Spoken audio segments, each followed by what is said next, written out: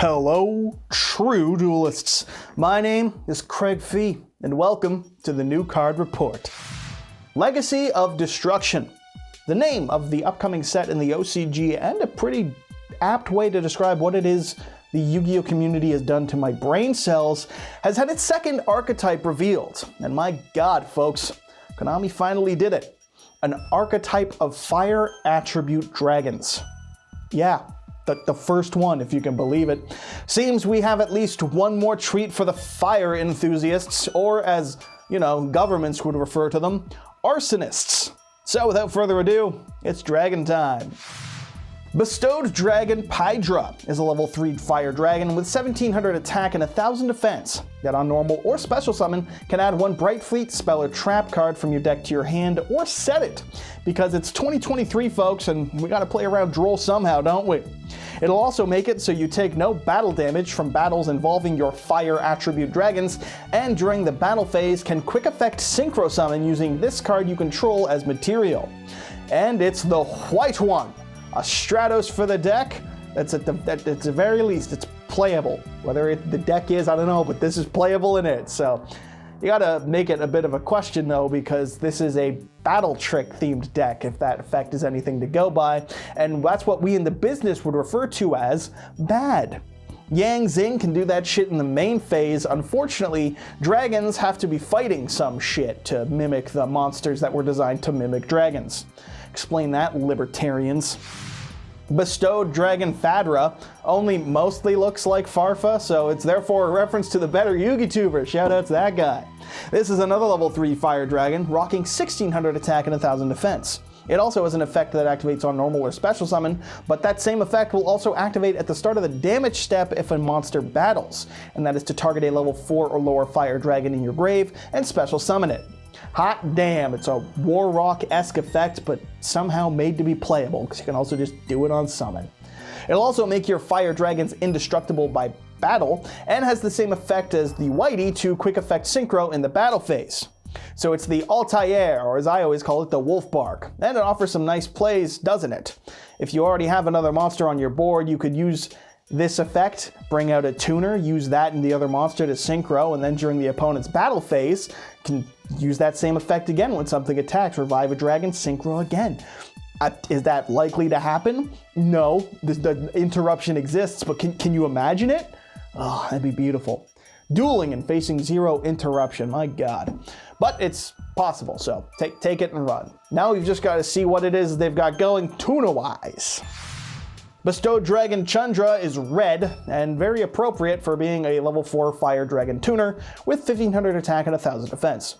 This one can summon itself from your hand if you control a fire dragon monster, and at the start of the damage step, if a monster battles, it can summon a level 4 or lower fire dragon from your deck, except for another copy of itself. And of course, it can also quick effect synchro in the battle phase, the same as the other two.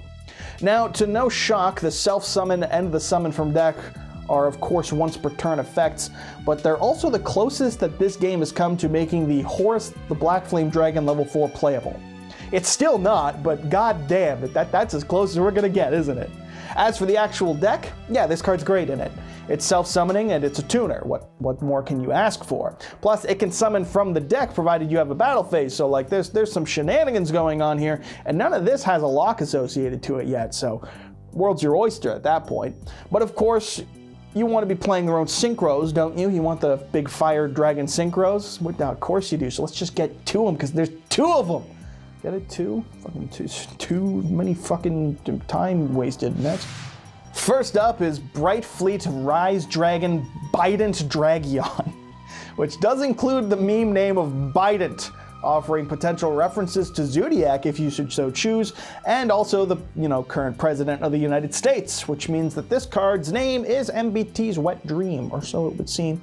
This level 7 Fire Dragon Synchro Tuner has 2600 attack and 2000 defense, and it'll need a Dragon Tuner and one or more non-tuner dragons in order to summon out.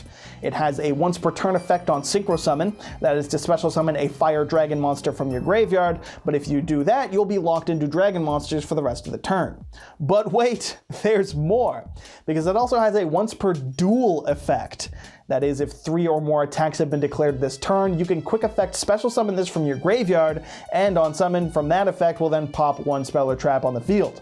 There's definitely a joke to be made about removing spell and traps from the field after you've attacked 3 times in the game of Yu-Gi-Oh! But then again, that joke wouldn't be quite as funny as battle traps are in the current year, would it?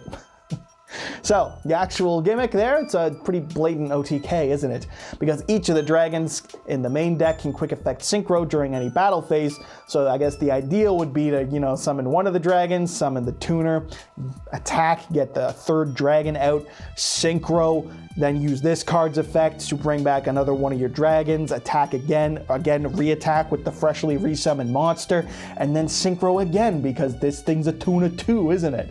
It's a lot of damage coming at you. You just gotta, do all of that uninterrupted, because unfortunately for all these dragons, Barone is a card. Seems a little uninspired overall, just unga bunga beats, but then again, it is a dragon deck in Yu-Gi-Oh! So how much more uninspired can we get?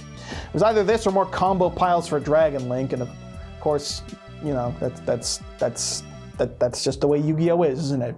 Just dragons either beating you down or wasting your time with combos. My god. Bright Fleet Super Dragon Transcend Dragion. This segue didn't work because I didn't wrap up the last segment as it was written in the script. Follow your dreams, kids. And because you won't, follow the fucking script instead.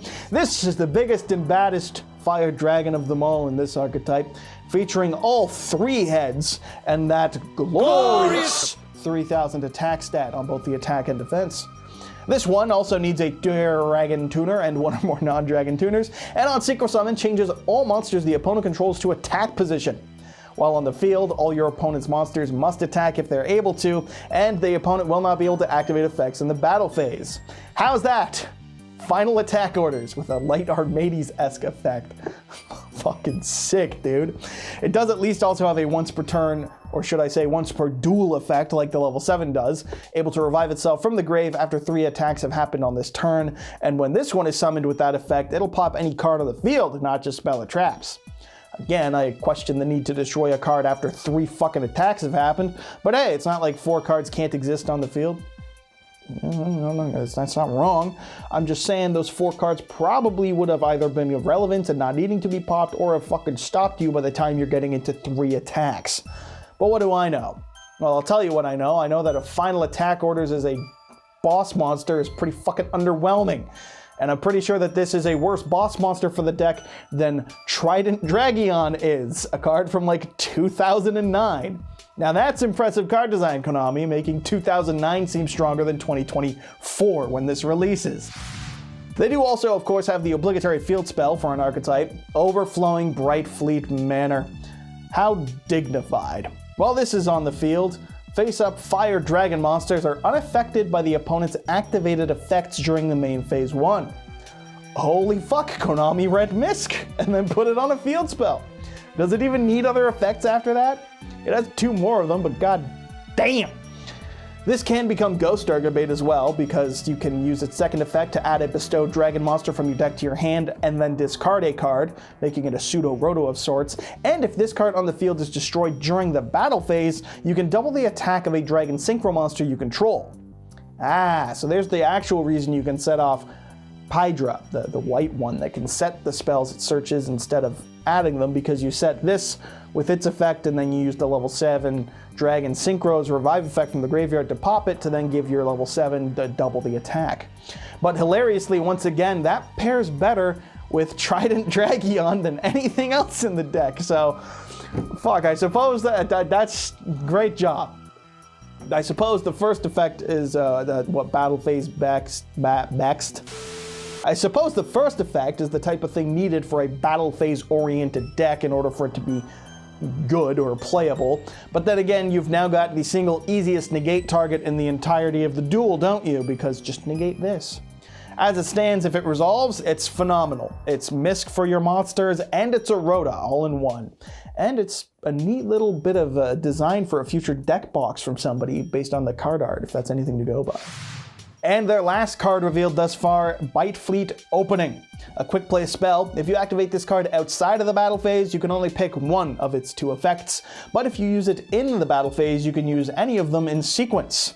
The 2 effects being to add a level 4 or lower fire dragon monster from your deck to your hand, and or to special summon a fire dragon monster from your hand. Now again, I feel the need to ask, why does Konami need to make all of the Rotas so much better than just Rota? Like, goddamn, this is fine just as a Rota, even being a quick play. The bonus effect is just like, I'm not complaining about it, I'm just like, why are they stacking all of these things on Rotas? It's just so weird, even for weird niche ones like this.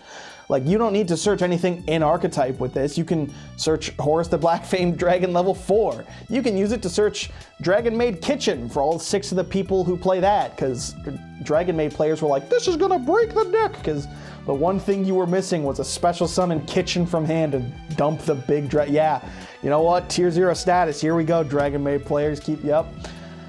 I don't know. This is a pretty niche pool of cards it can get overall, but it's still just a Rota or an extender or both for the deck. So like that's fucking good. Flexibility is not a bad thing.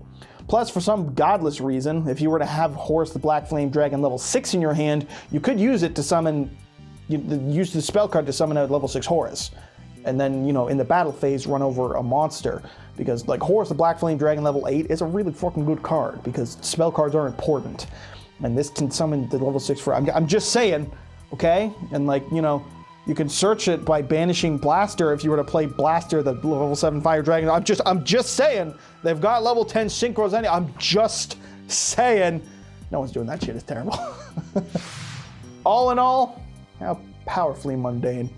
Like I said at the beginning, this is the first archetype of fire dragons. I'm not counting Horus the Black Flame Dragon level whatever, because like that shit's from like 2005, and let's not pretend 3 monsters are an archetype, okay? This is like an actual archetype of fire dragons, which is weird to say that that's unique, because you would assume that that's as obvious as anything is in this game, like, you know, water fish, fire dragons. But no, apparently in Yu-Gi-Oh! We just do light dragons and dark ones more than anything else. Well, that's a whole deck of them, so isn't that neat? 5 of them total. It's a battle trick deck, which have never been good, but Misk as a field spell is at least something going for them. Warrock could only dream of a card like that. Truthfully, I don't have a ton to say about this from the competitive sense. It feels pretty forgettable and one-tricky to me, but man, do I have plenty to say about like everything else. Like, why do the effects state at the start of the damage step if a monster is battling? At which point am I entering the damage step and there isn't a monster battling? On either, like, when does that happen? Why is that specified? I don't know. Why are these so goddamn worm looking? Like, they look like they'd be more of a worm deck than a dragon one, no? Or maybe I'm just, you know, brain rotted out and I think Eastern style dragons are more wormy, and then more Western style dragons are dragons. Maybe I'm just stuck in 2014. Spoiler alert, I am. And of course, you gotta love that the best thing this can do involves, you know, Trident Dragon. I love that this is the real boss monster. There's also, of course, you know, the Black Rose Dragons in the battle phase. That's cute. Hell, even Ruddy Rose is a better boss monster than whatever the fuck this deck's got going for right now. Why is the boss so bad? That's really what I'm stuck on, and I don't know how to get... I'm stun locked on this shit, and fuck it. Let's wrap it up. And speaking of organic segues, thanks as always goes to the sponsor of today's video, the LIFD Magnetic Display. The best way to support my channel currently, and the true duelist way to show off your favorite cards. You can use my promo code YGOSTRATS15 for 15% off and get a personalized thumbs up from me as a thanks. I'll just... just one. If you buy 2, you get 2 though, so consider it, right? Shoutouts to LIFD, of course, for the sponsorship as always, and shoutouts to you for watching. So that'll wrap it up for this new card report, just covering some of the new cards in this one. The regular update will be out on Friday, as usual. Until then, I've been your host. One day the suit might fit Fee, we'll never know. And until then, subscribe to Yugioh Strats to impress your smoking Italian wife, and of course, so you too can be a true duelist.